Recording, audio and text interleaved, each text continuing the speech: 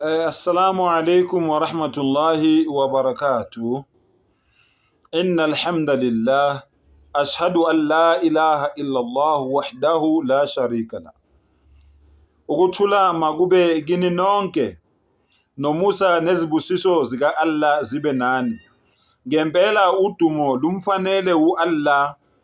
Ngiyafakaza ukuthi akekho onelungelo lokukhonzwa ngaphandle kuka Allah. uAllah akanabalingani, akanabancedisi, akanazifaniso, munye. Bafowethu ziwu4 incwadi engifuna ukunika zona namhlanje. Nginikeza nje homework. Umuntu nomuntu azifunele yena, azitholele, azibonele lento engiyishoyo. AmaKristu athi uJesu uNkulunkulu. Angiphinde. AmaKristu athi uJesu uNkulunkulu. Lalela ke incwadi kaNumeri 23 iverse 19 ithi uNkulunkulu akuyena umuntu. Allahu akbar. uNkulunkulu akuyena umuntu ukuthi aqambe amanga, nandodana yamuntu ukuba azisole. Ngithe amaKristu athi uJesu uNkulunkulu. Incwadi kaNumeri 23 iverse 19 ithi uNkulunkulu akayena umuntu.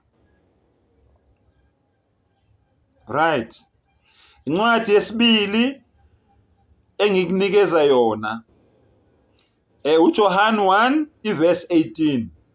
AmaKristu athi uJesu uNkulunkulu.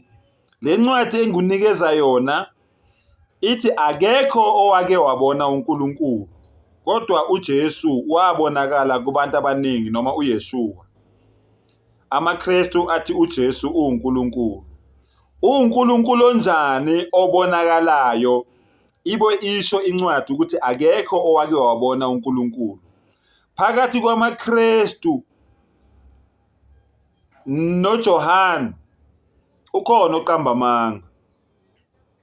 Nozifunela kwezenu nithola ukuthi ubani okhuluma amanga. Right, ngisaqhubeka. AmaKristu athi uJesu uNkulunkulu, noma uYeshua uNkulunkulu. Mawuvula encwadi yamaHubo 121 ithi bheka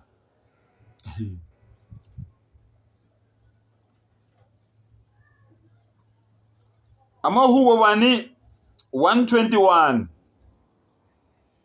verse 4. Bheka olonda uIsrayeli akozeli akalali. Anguphindele. Bheka olonda uIsrayeli akozeli akalali. La ta'khudhuhu sinatu wala nawm. Akozeli akalali. He does not slumber nor sleep. Akozeli akalali. Owenzani? Ongumlondi kaIsrayeli. AmaKristu athi uJesu noma uYeshua uNkulunkulu. Lalela-ke uLuka 8 iverse 23. Luka 8 verse 23. Kuthe besahamba ngomkhumbi walala ubuthongo. iHubo 121 verse 4. Olonda uIsrayeli akozeli akalali. La ta'khudhuhu sinatu wala nawm. Luka 8 verse 23. uNkulunkulu wamaKristu. Kusho wona amaKristu, akusho umbatha. uNkulunkulu wamaKristu onguJesu. Kuthe besahamba ngomkhumbi walala ubuthongo.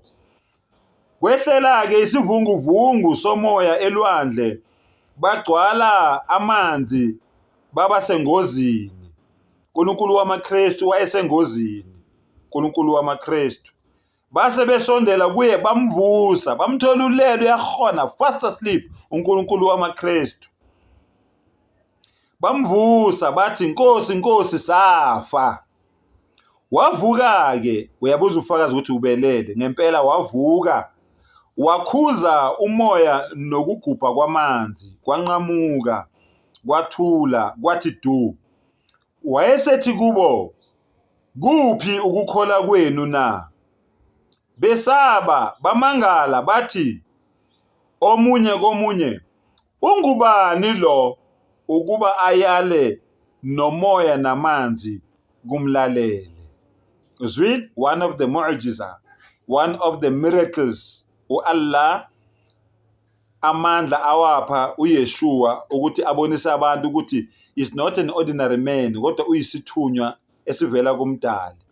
Wakhuluma namanzi nomoya kwathula, evuka kuphi? Ebuthongweni. Ubani? uNkulunkulu wamaKristu. Hayi dabezitha zinqunywa amakhanda iyekwe, ake ngiyekele kumaKristu manje ngizwe ukuthi amaKristu wona azokhomenta athini ngaloNkulunkulu wawo onawo wonke lama shortcomings esengiwabalile. Wa akhiru dawana anilhamdulillahi rabbil alamin.